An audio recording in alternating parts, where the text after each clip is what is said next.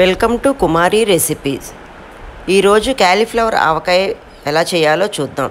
క్యాలీఫ్లవర్ని చిన్న చిన్న ముక్కలుగా కట్ చేసుకొని శుభ్రంగా కడిగి తడి లేకుండా ఎండలో ఆరబెట్టుకోవాలి.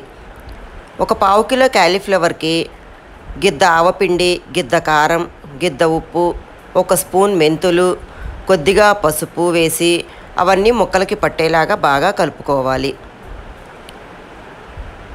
ఈ విధంగా ముక్కలకన్నిటికీ కలిసేలాగా ఉప్పు కారము మొత్తం అన్నీ కలిసేలాగా బాగా కలుపుకోవాలి. ఇప్పుడు వేడివేడి తాలింపుని ముక్కల మీద పోసుకొని మరొకసారి కలబెట్టుకోవాలి. క్యాలీఫ్లవర్ ముక్కలు మీకు ఏ సైజు కావాలంటే ఆ సైజులో కట్ చేసుకోవచ్చు. నేను చిన్న చిన్న ముక్కలు కావాలని చిన్న చిన్నవి కట్ చేసుకున్నాను. మీకు పెద్దవిగా కావాలనుకుంటే పెద్దవిగా కూడా కట్ చేసుకోవచ్చు.